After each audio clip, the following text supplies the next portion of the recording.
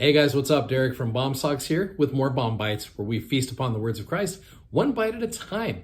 So today's Friday, and so glad we've had an opportunity to get you all set up for the Doctrine and Covenants this week. So I wanted to really get into one aspect of Doctrine and Covenants section 1 that I really feel like is pretty relevant for today. So this whole thing is the Lord's preface, right? This is the Lord giving the introduction to his book of commandments, which has now become the Doctrine and Covenants.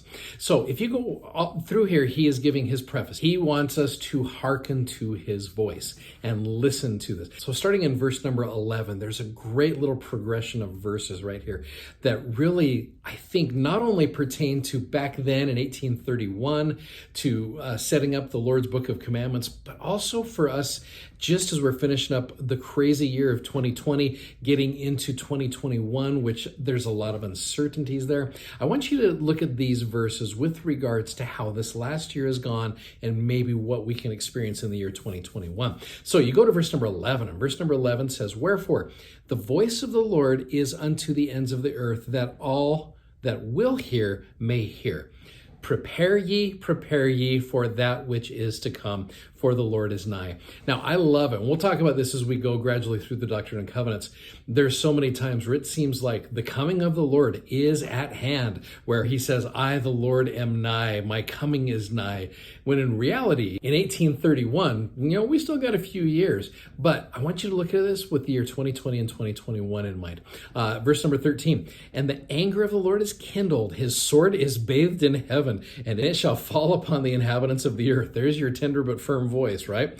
"And the arm of the Lord shall be revealed, and the day cometh that they who will not hear the voice of the Lord, neither the voice of his servants, neither give heed to the words of the prophets and apostles, shall be cut off from among the people. For they have strayed from mine ordinances and have broken mine everlasting covenant." And this is where I really see it to be very relevant. Verse 16, "They seek not the Lord to establish his righteousness, but every man walketh in his own way, and after the image of his own God, whose image is in the likeness of the world, and whose substance is that of an idol, which waxeth old and shall perish in Babylon." Again, Babylon is a symbol for the world. "Even Babylon the Great, which shall fall."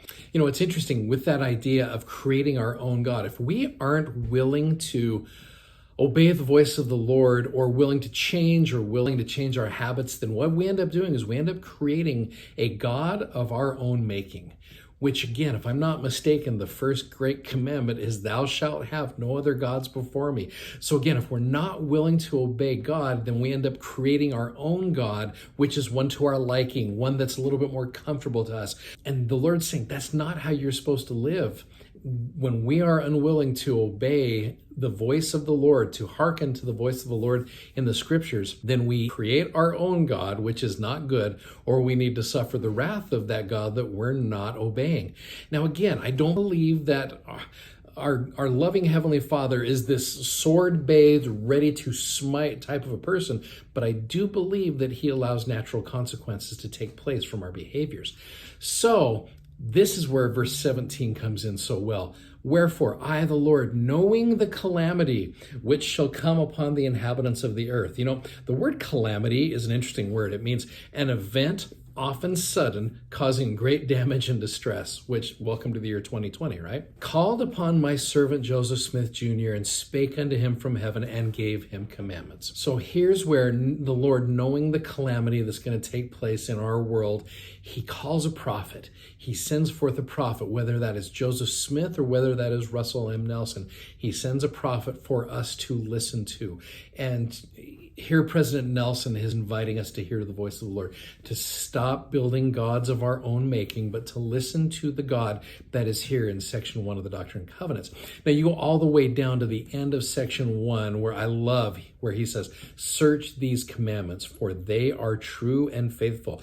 And the prophecies and the promises which are in them shall all be fulfilled. What I, the Lord, have spoken, I have spoken, and I excuse not myself." I love that phrase.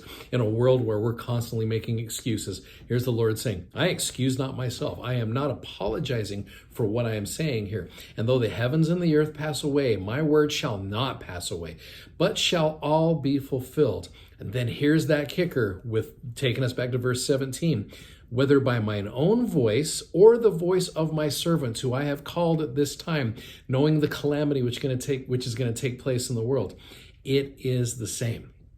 And so I love the idea of calling a prophet in a time of great calamity and listening to him. So rather than creating our own gods, the smooth gods that Isaiah talked about, the gods that we are comfortable with, we follow the God here and we listen to a prophet that he has called for us. So anyway, I hope that makes sense, and I hope that is something that can provide for you both a voice of warning, a tender but firm voice, and a voice of comfort, and knowing that as we follow the prophet, whoever that prophet is in our lives, at whatever time we're at, whether it's Joseph Smith back in 1831 or whether it's Russell M. Nelson in the year 2020 to 2021, it is the same as the Lord's voice. And as we hearken to that voice, we will be happier. I can testify to that. Well, I hope that makes sense, and I hope that helps you as we start off the Doctrine and Covenants. Hey, it's been a great week here. I'm excited to study the Doctrine and Covenants here with you. Thanks so much for watching. Thanks for subscribing, and thanks for sharing these messages with everyone as well. You guys are great. Godspeed. We'll see you later. Bye-bye.